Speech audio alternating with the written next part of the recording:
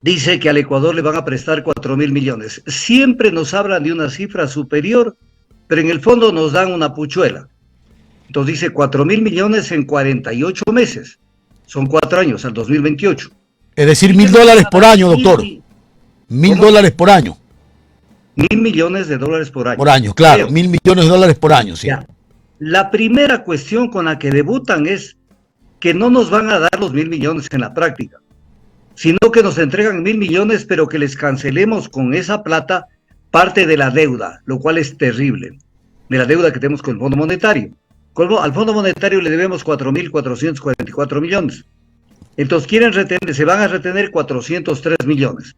En el fondo, el Ecuador va a recibir 600 millones, pero 600 millones que están condicionados a que el Ecuador los reciba, pero para que se cumpla con lo que dice la Constitución, respecto del uso que se tiene que dar a la deuda externa. El artículo 290 de la Constitución, apartados 2 y 3, que eso conste en el acuerdo, no me lo estoy inventando. Y si estamos hablando del 290, apartados, ellos dicen apartados, eso consta, son numerales 2 y 3. El numeral 2 dice, con endeudamiento, el numeral 2, se velará porque el endeudamiento no afecta a la soberanía. No existe más afectación a la soberanía que el acuerdo. Y el numeral 3 es que con endeudamiento se financia exclusivamente proyectos de infraestructura. Aquí lo que están dando esos 600 millones es para gasto corriente. Entonces, lo que dice el mismo acuerdo con el fondo es violatorio de la Constitución. Es decir, no se está cumpliendo, doctor, con el tema, como debe de manejarse este proceso. No está cumpliendo, pero permítame hacerle una puntualización, que todavía no voy a ganar ese acuerdo. En el apéndice 6 de la carta de intención, es un bajarse los pantalones al suelo. Dice, el gobierno, dice, las políticas económicas y financieras son adecuadas, dice el fondo, para alcanzar los objetivos sustentan el programa. Sin embargo, si es necesario, o sea, lo que ya está firmado aquí, dice, sin embargo, si es necesario, el gobierno está dispuesto a tomar cualquier medida adicional que pueda ser necesaria para lograr los objetivos de nuestro programa. De nuestro programa. ¿El programa de quién? Del Fondo Monetario. Y luego dice, el gobierno consultará con el fondo sobre la adopción de estas medidas y antes de cualquier revisión sustancial de las políticas contenidas en estas políticas económicas y financieras, de conformidad con las políticas del fondo. Entonces, ¿qué es lo que está diciendo? Tú eres mi empleado. Tú te sujetas a lo que digo. Por lo pronto te apruebo esto. Y si quieres hacer un cambio, no se te olvide que tienes que consultarme. Entonces, violación de la soberanía a plena luz del día. Claro. Ahora, directamente a lo sustancial del acuerdo, que hay muchas cosas, pero tenemos que ir a lo sustancial. La primera cuestión que tenemos que decir que el Ecuador está confundido, hasta el día de hoy en la mañana que escuchaba información de los medios de comunicación. Si bien en el acuerdo se dice que las autoridades plantean mejorar aún más la focalización de subsidios y mejorar y promover la transición energética, lo cual es una cosa impensada que se cumpla. No existe focalización de subsidios para el gobierno, por mucho que haya firmado. Voy a poner la explicación para que la gente me entienda. El gobierno no está yendo hacia una política de subsidios. ¿Cuál es la política de subsidios? Cuando dice, por ejemplo, la gasolina extra o Ecopaís, la voy a vender a este precio a estos sectores y a este otro precio a estos otros sectores. Eso es focalizar los subsidios. Así es. Lo que el gobierno quiere y está queriendo hacer es liberar los precios y vender la gasolina a todos al precio internacional. Sin focalizar. No, sin focalizar. Así es. Y entregar como compensación a ciertos sectores algún tipo de beneficio, por decirle algo, un bono a los taxistas, a las camionetas de transporte rural, o entregar un bono, pero los taxistas tendrán que comprar la gasolina al mismo precio y las camionetas, para poner un ejemplo, que están señaladas al mismo precio. Entonces le están tomando del pelo al Ecuador. No quieren focalizar, quieren liberar los precios. Porque ya ha liberado los precios, se ha roto el celofán y después harán lo que les dé la gana. Pasó con la gasolina super. Mire, para aclarar y cerrar este primer punto, el ministro Roberto Luque dijo lo siguiente, comillas, para liberar el subsidio, no un doble precio que genera muchas distorsiones, hemos hecho una base de datos, O sea, ecuatoriano, todos los días te están hablando del subsidio, pero no hay tal eliminación del subsidio. Va a haber un solo precio de las gasolinas elevado a nivel internacional. Punto. Entonces entiendan para que no se estén perdiendo en el análisis, en los comentarios. Es liberar los precios a nivel internacional. Que es diferente, doctor, que es diferente a focalizar los subsidios. Así es, es muy diferente. Mire lo que buscan. Ya, dejémosle ese punto, porque se nos va el tiempo. Dice el acuerdo que el gobierno ha aceptado aumentar los ingresos petroleros, aumentando gradualmente la producción y mejorando la capacidad del sistema de refinería de petróleo. Y dice que está lanzando estas iniciativas, incluso promoviendo la mayor participación del sector privado. Aquí está la carne. O se está diciendo el fondo, claro que no lo pueden decir de manera tan desembosada, pero está diciendo el gobierno va a aumentar el precio del petróleo, va a aumentar la producción de petróleo y va a mejorar los sistemas de refinación con el capital privado. Van a entregar campos petroleros en producción con reservas probadas a las transnacionales, a pretexto de que se mejore la producción. Y a nosotros, ¿qué nos importa que se mejore la producción? Si se están llevando el 100%, se están llevando buena parte de la renta, que estando en manos de Petroecuador esos campos, el Ecuador recibe el 100% de la renta. Y si entran al sector, al tema de refinación, el sector privado, primero van a hacer lo que han hecho toda la vida, inflar costos para que la amortización sea más grande.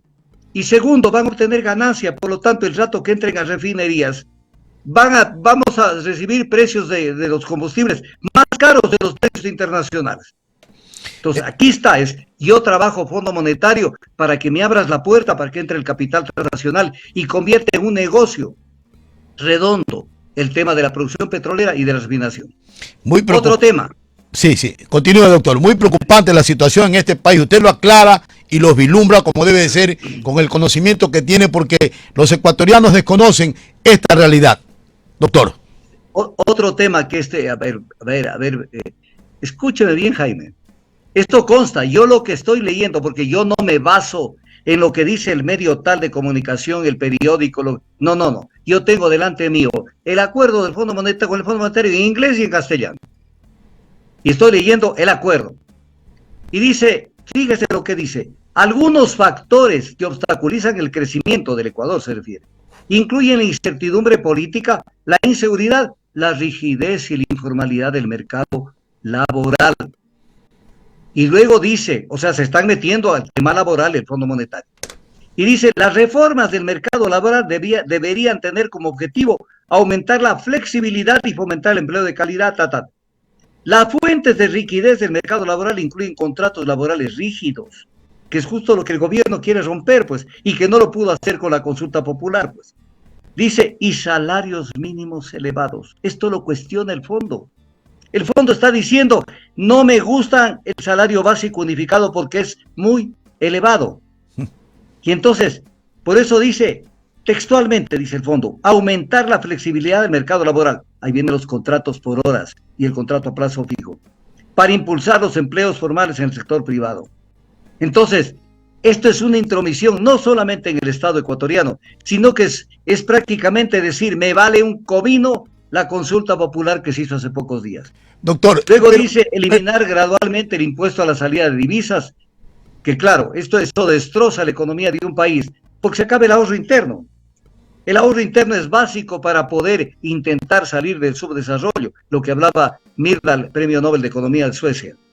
Habla de las ventajas comparativas de la minería, ¿cómo no? Pues una minería que no le sirve en términos económicos, no le sirve al Ecuador, porque el Ecuador no está recibiendo lo que debe recibir por minería, y etc. cosas. Entonces, esto es lo que podemos decir del tema del fondo. Doctor, dice en el numeral 5 del contexto textual, la nueva administración ha tomado de manera proactiva, o sea, está dándole un crédito al gobierno actual de Noboa, medidas críticas para abordar el diseño de los desequilibrios fiscales externos y mejorar la perspectiva económica.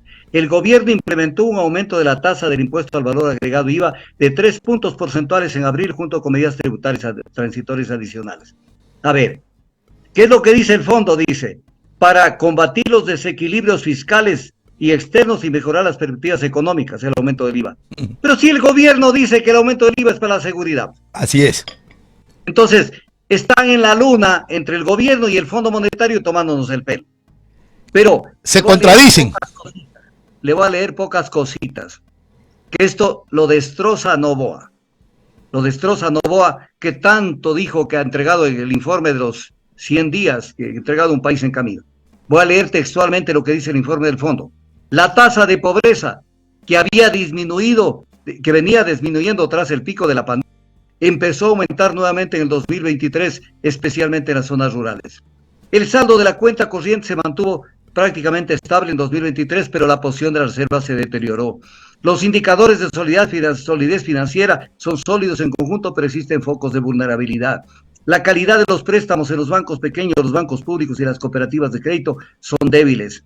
La gestión de riesgo de liquidez sigue siendo un desafío para el sistema financiero del Ecuador. El crecimiento del crédito y los depósitos han seguido desacelerándose. La situación fiscal se deterioró significativamente. Las reservas de liquidez del gobierno disminuyeron a mínimos históricos en el 2023. Una reestructuración excepcional de la deuda pública contraída por el Banco Central del Ecuador proporcionó alivio a las necesidades de financiación del gobierno a corto plazo. Eso fue el asalto a la plata del Banco Central. Entonces aquí, incluso desde el punto de vista del fondo, no queda ni bien parada la economía del Ecuador. Hola, ¿tienes un proyecto, una empresa y no sabes cómo registrar tu marca? ¿Quieres patentar un producto? ¿Realizar tu creación intelectual? Aquí te asesoramos. Déjame decirte algo. Mi nombre es Tulio Camilo Bustos Peñarreta, abogado, especialista en Derecho de Propiedad Intelectual y el registro de marcas y de tu creación intelectual. Este mensaje va dirigido a todos los empresarios, emprendedores, artistas profesionales, creadores y desarrolladores cibernéticos. Es el momento que des clic acá abajo para que te registres y reserves una entrevista de asesoramiento personalizado y cursos gratuitos, solamente por interno y únicamente a mi número en la plataforma de WhatsApp.